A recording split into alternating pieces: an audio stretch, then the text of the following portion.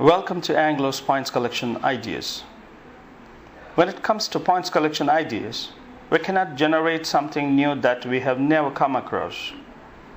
But certainly we must have come across certain things at a particular time during childhood or in the recent time or while you were in school college days. All these information that we have come across have been buried somewhere in our mind. Only thing is, we need to dig them up by using some tools. We have some tools here in an abbreviated form of welcomes. WELCOMES. When you expand this, you get some areas to pick up points. You can have your own word style also. Here we have given you something. On this earth, anything has got something to do with people, places, things, and system. You blindly just pick up anything and find out if it relates to either of these four items. Yes, certainly it could be. Now, identify two extremes and connect the topic with these two extremes and find out if it has something to do with these somewhere. For example, when we expand this word welcomes, first W for women, the other extreme is men. Find out whether the topic has any link with women or men. The next one is E for educated, the other extreme is uneducated. Next L for legal and political. Then C for city, and the other extreme is village. Next O for old people, and the other extreme is children. M for modern, and the other extreme is historical. Then E for economic, and the other extreme is technological. S for social, and E for educational. When you have some topic like child labor, the question may be like this. Some people consider child labor gives valuable work experience in the young age itself, while some people oppose this view. What is your view on child labor?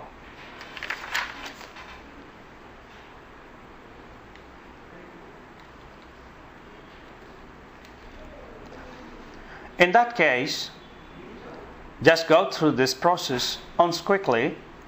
What way the child labor is connected to this welcomes logic.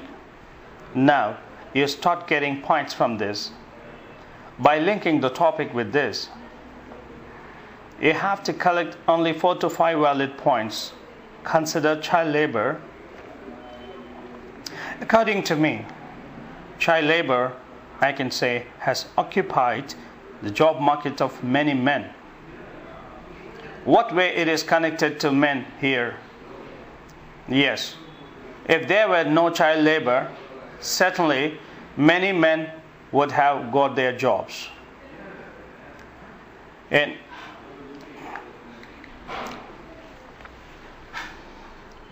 well, according to me, child labor, I can say, has occupied the job market of many men.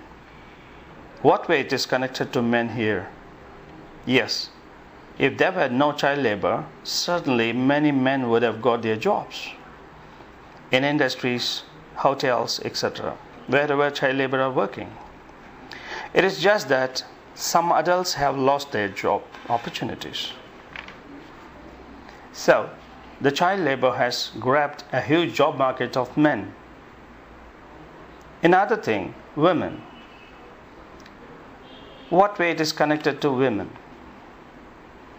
Who becomes a child labor first?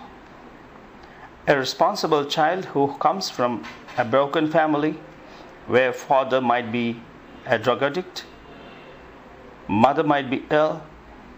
Here, the ultimate responsibility is the grown-up child. He has to lead the family now. So if the woman of that family is given any work in the government sector, either skilled or unskilled position, there will be no need for the child to shoulder the responsibility. And moreover, it leads to eradication of child labor. So if poor women are given some jobs in places like schools, banks, and other sectors, they will be able to lead their family, and they may not send their children to workplace. So women have a great role in eradicating child labor. Next, coming to E. E for educated to illiterates. See, today's child labor or tomorrow's illiterates. If a child starts working avoiding schooling, he will be an illiterate after a few years. At that time, there would be a huge imbalance between educated and illiterates. Educated people would come up with some plans and policies. These illiterates won't accept those plans due to lack of education and knowledge. For example, suddenly if there is any price hike up on food items or fuel like petrol, diesel, etc., many people would come to the roads and start agitating. Why? Because they don't understand the world scenario. Simply they would blame the government and people who are responsible for the increase of the price of such things. This is because of the illiteracy. So when children do not go to school now, there would be some problem in the future. Next, it is L, legal. The other extreme is political. Legally, they do have many protections.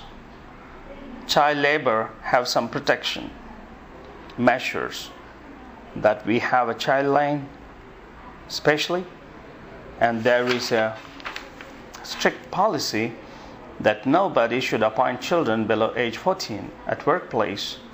And so many signboards are hanging every nook and cranny of the city that there are no child labor working at that premises.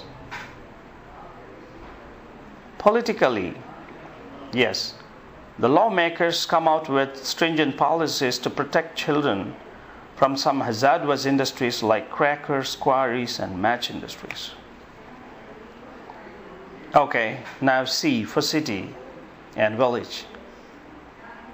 In cities, the child labor becomes vicious. It means seeing a child labor working and eking out a handful of money. Other children of similar age getting attracted towards the same in some places. Village, we can say that is the birthplace of child labor. Even now, we can see some children, when they do not have school or go to school, going to some works like construction, agricultural fields, granite industries, etc. In the respective regions, whatever is the available work, they are engaged in them and are forced to work. Next, O, old people. As long as the physical health is all right, they would be able to work and earn their living. If they become aged, certainly they have to depend upon others, and they would not be able to survive sometimes except by using their knowledge or other capacities. So as long as their physique is okay, they would earn. When they become older, they are burdened to themselves first and then to the society. That is the thing they are facing after a few years of losing their health. M for modern. In the modern days, it is certainly a shameful act that people are very much aware that children shouldn't be sent to workplace, and there is enough awareness. When it comes to historic, Yes, it started in the name and style of bonded labor system. Like somebody's grandfather was working to the landlord's grandfather, his father working to landlord's father, and now he is working for the landlord. We know generation by generation they are made as bonded laborers. Sometimes it happens. It started in the historic phase only. Then E, economy and technological. Economy is the base reason for all these problems and issues. If they are capable of surviving, there won't be any necessity for them or for their parents to send their children out as child labor. Till the country provides each and every citizen a social security, it will continue. It is quite difficult to stop. The government comes out with one or two plans like free education and free noon meal. What about breakfast and dinner? So at least for the next hour food, they need money, hence they are forced to work. Technology. There is a huge technological imbalance again. We can find technology growing at a rapid pace. You can see one set of people using the very latest technology like ATM, touchscreen monitor, and so on, while the other set of people still stand in a long queue to get the form filled for withdrawing money from banks. Again, the same thing. Illiteracy leads to technological gap. Always, the government has to carry out two modes of operation, partially manual and partially automated, which is technology based. Without complete education, we will not be able to see 100% technological development. Next is social. We do have much social awareness about the child labor. People know that it shouldn't be encouraged, and it is coming down now. Because of social awareness, in one sector, somehow it has been reduced. People volunteer in taking efforts in rescuing child labor also. Finally, education, which is the only thing which can bring in a good solution to all these things. Everybody should be educated on child labor, right from the parents, the people who are employing child labor, and all other sectors which engage children on paid work. All these sectors must be educated well, that they should not promote or encourage child labor. Now we have these many areas to discuss, but we need only 4 to 5 points. There is no need for discussing all these things taking reference from all the above segments. We just share all possible areas, but you need to select only 4 to 5 areas where you have strong valid points or evidence.